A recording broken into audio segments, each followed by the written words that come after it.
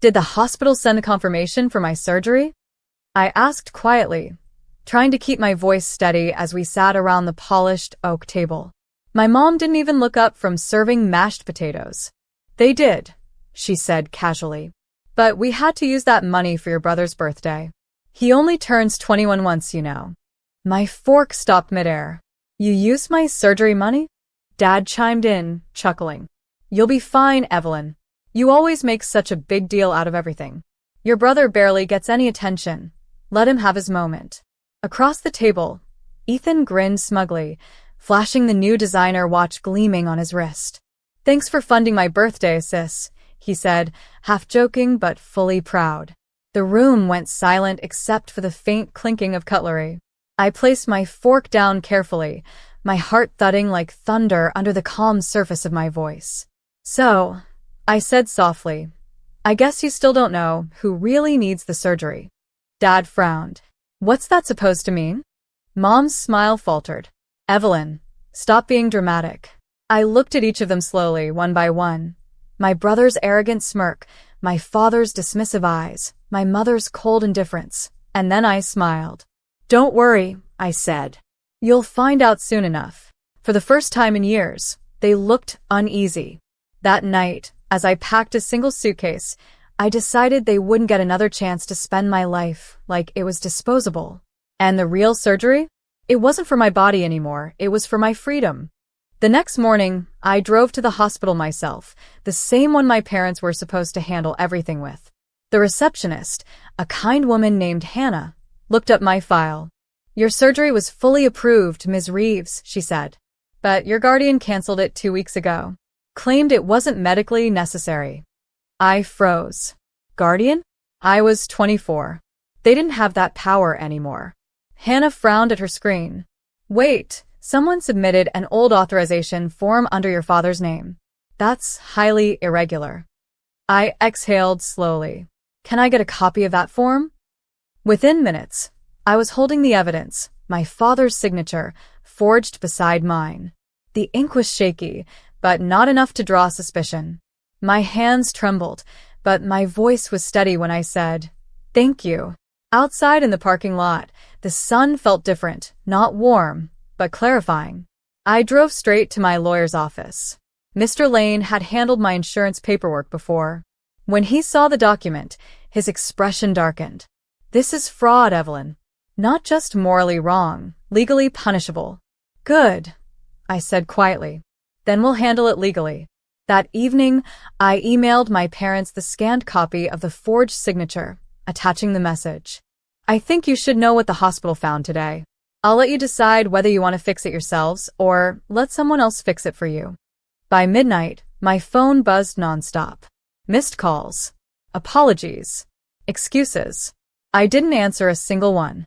The real surgery was scheduled for next week, funded by a private foundation that didn't steal from me. And soon, I'd show my family what healing really looked like. A week after my surgery, I received a message in our family group chat, the same one they used to brag about Ethan's parties. Mom, Sunday dinner at 7. Family only. Let's talk. I stared at it for a long moment. Maybe they thought a single dinner could undo years of betrayal. Still, curiosity won. I showed up. The house was spotless, candles lit, like they were preparing for a guest who mattered. Dad smiled stiffly. Evelyn, you look good. Recovery suits you, Mom added, her voice too sweet to be real. Ethan, sitting across the table, avoided my eyes. Probably embarrassed. Probably still trying to figure out how I'd paid for everything on my own. Dinner started quiet, until Dad cleared his throat. Your mother and I made a mistake. We thought we were doing what was best for everyone. You used my medical fund for a birthday watch, I said calmly. That's not a mistake. That's a choice. Mom shifted uncomfortably. We were under pressure. Ethan needed validation. I interrupted. I hope that watch keeps his heart ticking, because mine almost didn't. Ethan looked up sharply. Eve, come on. I leaned back, folding my hands. I didn't come here for an apology. I came here to return something. I placed a sealed envelope on the table. Their eyes followed it nervously. What's that? Dad asked. The beginning of accountability, I said softly. They didn't know yet. Inside were legal notices. Fraud investigation. Forgery report. Hospital correspondence. And a single note that read, "This is what healing costs when you try to steal it." 3 days later, I was sitting in my office, the same firm where I'd built my career in medical administration, when my assistant buzzed in. "Evelyn, your parents are here. They said it's urgent." I smiled faintly. Perfect timing. They entered, faces pale, eyes darting around the marble-floored room like they didn't belong there. "Eve," Dad began, "the hospital called. They said someone reported us for document tampering." "You wouldn't." I leaned back in my chair. "I didn't report you. The system did. The hospital's audit flagged the forgery automatically." Mom's voice cracked. "They said we could face charges." "How could you do this to your family?" "Family?" I repeated softly.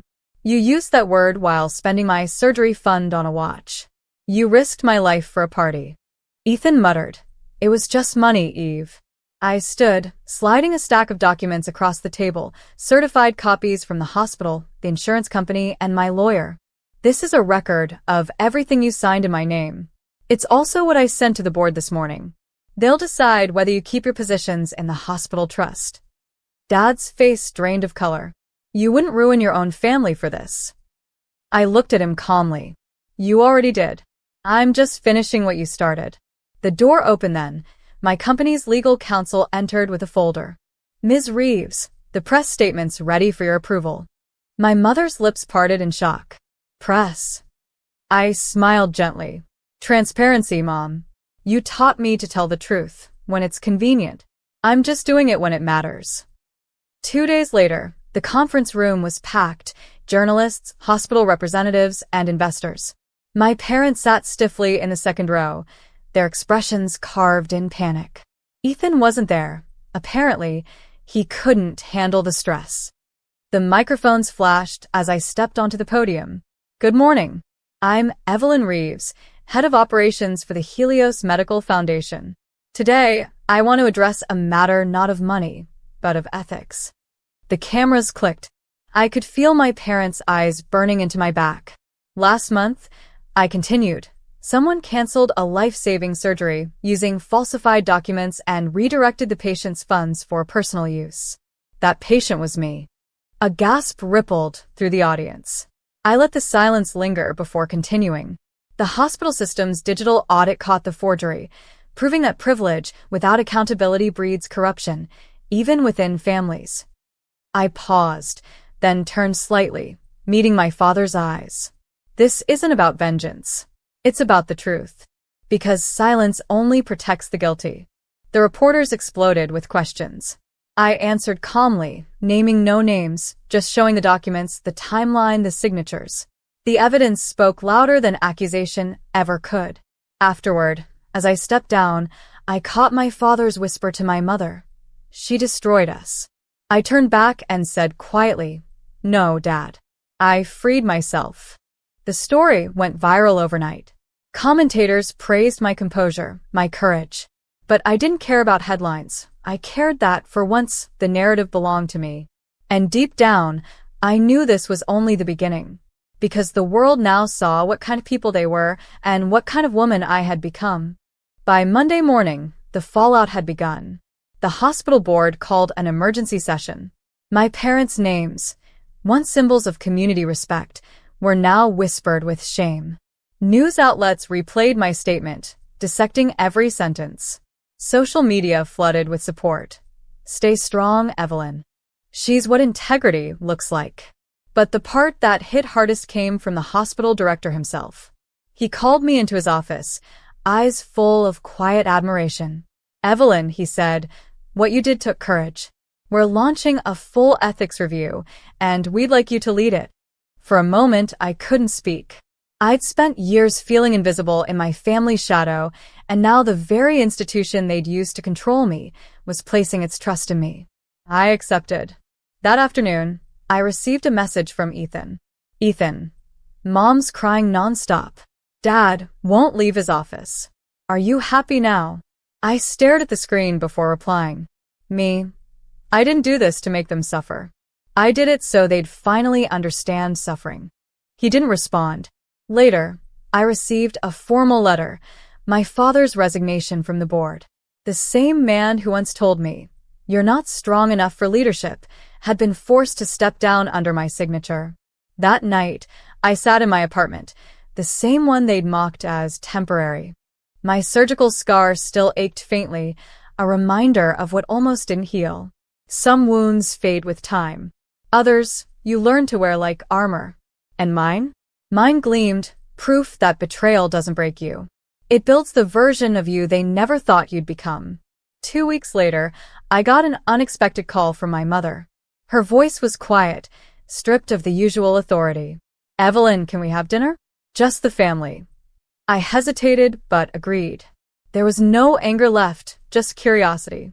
The restaurant they chose was the same one where we'd celebrated my brother's every promotion. When I arrived, the air felt heavy.